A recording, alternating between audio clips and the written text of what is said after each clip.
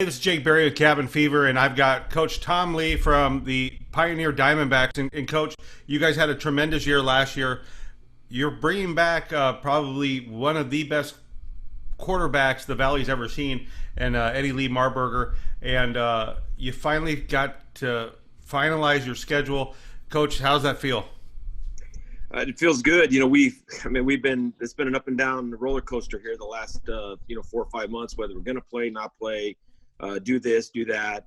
It's just nice to be able to tell our kids something that to look forward to. And, hopefully things are going to get better in the Rio Grande Valley, and we're going to be able to actually follow through with that schedule there in September. I'm looking at your schedule. You got a monster, scrimmage in with Nicky Rowe. They were a playoff team last year. They're returning a lot. Then you've got McAllen Memorial, who's always tough, especially on the defensive end. They're going to be pretty good next year. Looks like they're going to have to rebuild a little bit on the offense.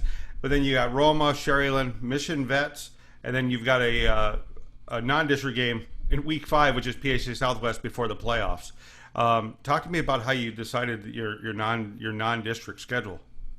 Well, we had already had memorials in the scrimmage if we would have played our 10-week season, and so it just worked out that we had a chance to play Rowe in a scrimmage. They didn't have a first game, and then so we just kind of worked it out. Well, hell, let's play Memorial in a first game, and then we'll scrimmage Nicky Rowe, and to get ready. And two very good football teams, coaches, Coach Fodas and Coach Littleton are top-notch coaches. They're going to prepare us for our district season against Sherryland and Roma. They both give two different styles of offense that we need to see, not just in our district season, but, if we advance to the playoffs, those are the type of teams we're going to play. So, we're excited. Obviously we're just like every school in the Valley. We're behind the 8 ball as far as not being able to work out with our kids for the past 5 months. I've seen my kids one time. That was on the 13th. So, we're just excited. I don't care who we play. We just want to get back out there and play some football. Now you've been blessed with some talent at the behind center in the quarterback position with Rosales and now Eddie Lee Marburger. How much growing is he going to have to do in a very short amount of time, or is he already there? Because he's already committed to UTSA.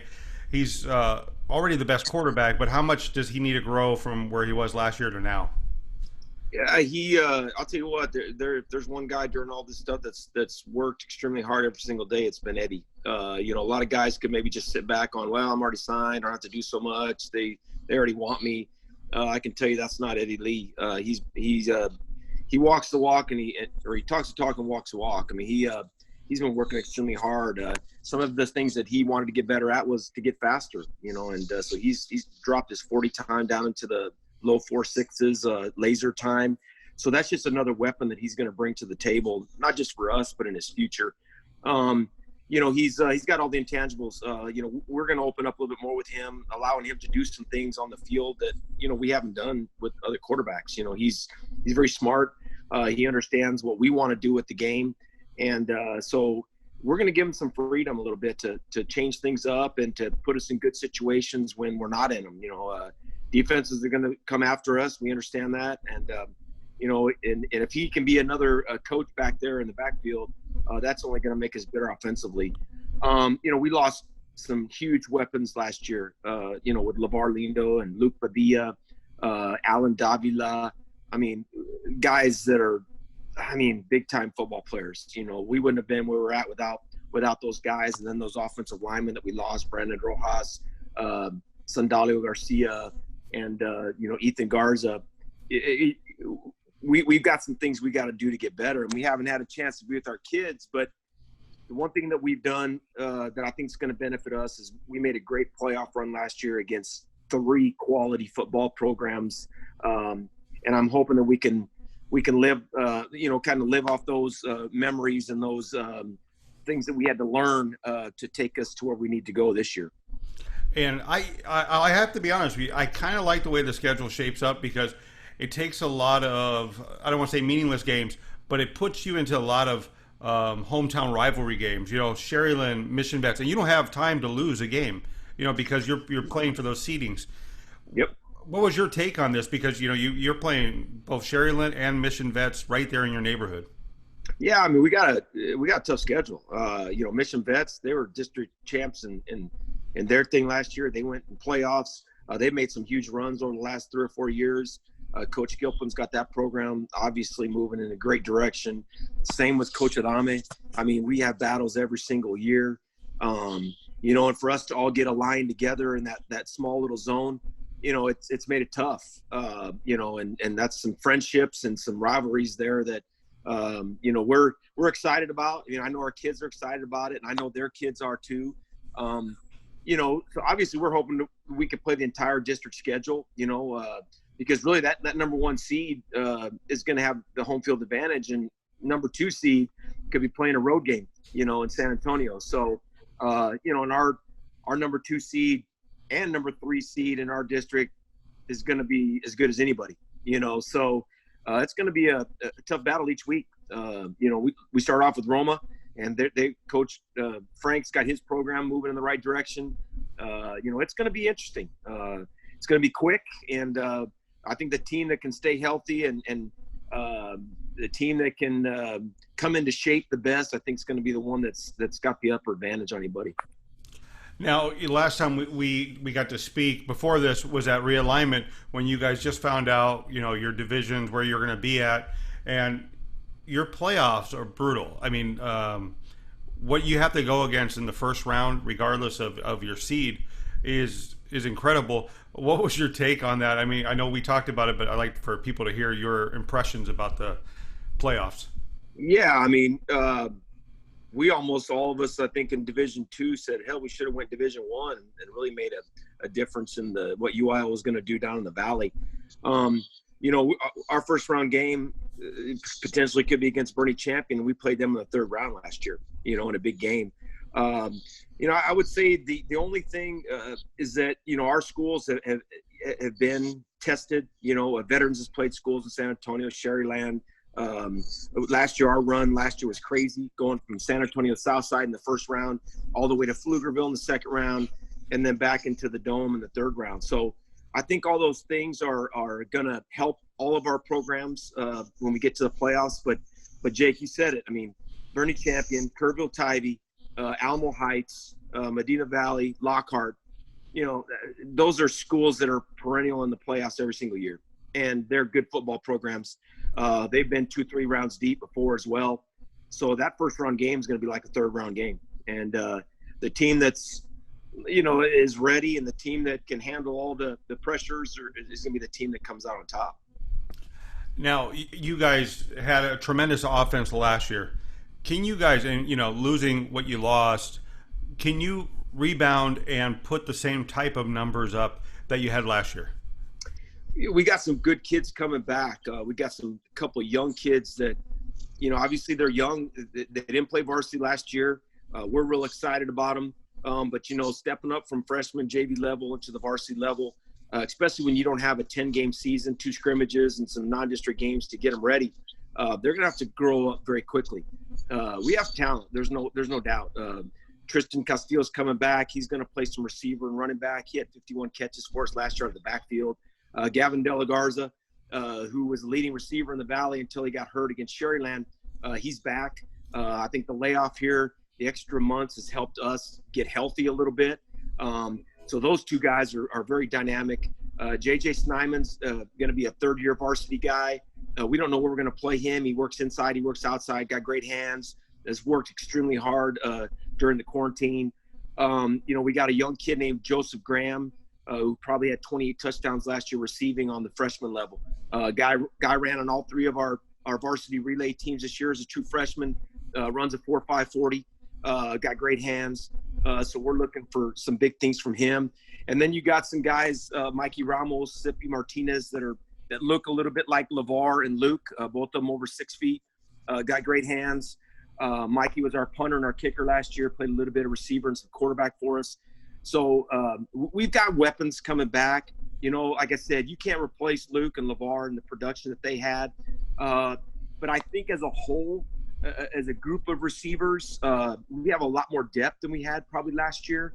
And, and a lot of those kids got to play a little bit. And I think that's going to be a benefit for us as we start our season, especially with, having one or two contests, and then we're hitting it hard right away with district. And really you don't have any time to have any errors. So, but no, we're excited about the kids we have. The offensive line, man, we got some good kids coming back. We got 3 starters, a couple of the guys that played a lot. And so, it's going to be interesting. I know the teams in our district are in the same boat as we are. So, no, it's to replace the production, I would say no, but I think we got enough kids across the board that we're going to be able to spread that wealth out a little bit more. Now, what's it going to be like for you guys when you guys go into that stadium and it's like the NBA bubble where it's just your players, the coaching staff? I mean, you're actually going to be able to hear yourself think, because some of those games get pretty loud. What's that going to be like for you and your kids?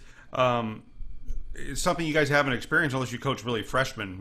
That's the last time you hear it that silent. Yeah, I mean, I don't even know what that's going to be like. As a player playing at Mission back in the day, I mean, that place was packed every single week. That was a big home field advantage. And same thing at Sharon the last 5 years. I don't know how you can replace that 12th man that comes out of the stands with your kids and stuff. So it's going to be interesting. I think that's going to be a dynamic that we're all going to have to deal with. It's smaller crowds. I don't know what the capacity is going to be able to be allowed. It might be like a scrimmage type atmosphere as far as the crowd, and it's going to be up to us as coaches to make sure that our kids are ready no matter what. And that when you step foot on that field, you can't worry about what's behind you anyway. You got to play with what's in front of you. And so that's kind of the mentality we're going to take as we start our season. And yeah, it's going to be very different in the Valley, especially because the community support down here in the Rio Grande Valley is tremendous compared to a lot of places across the state. And so it's going to be different and it's going to be unique, but it's a challenge we're all going to have to face and attack, and we'll move forward. All right, my last question is this, and I've had a couple people talk to me, and I got to watch the film of your last game against Bernie Champion. If Eddie Lee is healthy, like at the end of the second half, do you guys take that? Yeah. I mean, we're playing in the Final Four against Fort Bend Marshall, in my opinion. That's just my opinion. That last pass that kid picked, I've had 2 or 3 reporters call me and say, man, 6 inches more, and that's a touchdown. You guys win the game right there. We were just trying to get the ball a little bit closer for our kicker. We wanted to be kicking inside the 20 yard line, somewhere between a 27 and 30 yard field goal.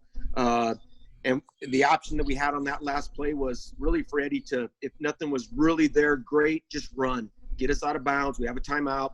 We'll set up for a field goal and we'll win. But he saw an opportunity, and the opportunity was there. Allen was open.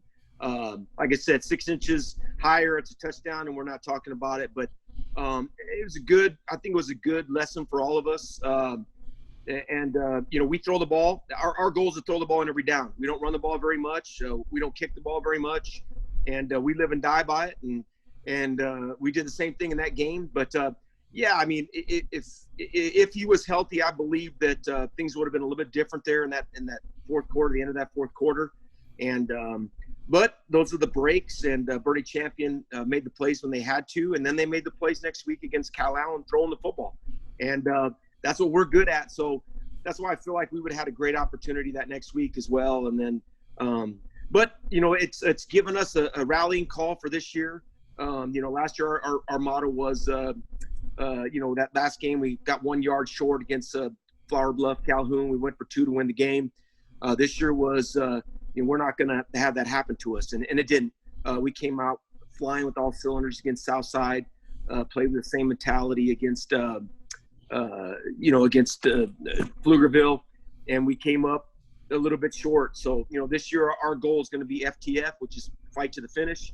And we're hoping to do some big things. And obviously, the safety of our players and our coaches and the people in the Rio Grande Valley, that's the most important thing right now. And we're just hoping that things get better for everybody down here in the Rio Grande Valley the next 5 or 6 weeks, so that we're even given an opportunity to play and to give our seniors an opportunity to go out, the way they came in. Who's more excited, you guys, the coaching staff, or the kids to get back, in the locker room? Ed, that would be very hard. As I got some older coaches, and sometimes you get later in the years and you're like, dang, But I'll tell you what, it seems like every one of my coaches has been rejuvenated. You really find out how much you really, really miss what you're doing when you don't get it. And I think that's where all of us coaches are right now. Everybody in the Rio Grande Valley is biting at the bit to just get back and do something with our kids. We're in this profession to change kids' lives. And we can't do that if we're sitting at home. But we also want to be safe. We also want our kids to be safe. We want ourselves to be safe. All of our teachers, administrators. We understand what's going on in the hospitals right now. And all we can do is just pray that we get an opportunity to come back. And we tell our kids all the time, right now you should be praying for all those people that are hurting. And let's not worry about any of that other stuff until it's time. And so we got another 8 weeks before we're kicking off. And we just hope that things get better in the Rio Grande Valley, and we just appreciate the opportunity to be able to play if it presents itself. Well, Coach, I appreciate you taking the time to speak with me today, and man, best of luck. We're about 2 months away from this getting started. Yes, sir. All right, thanks, Coach.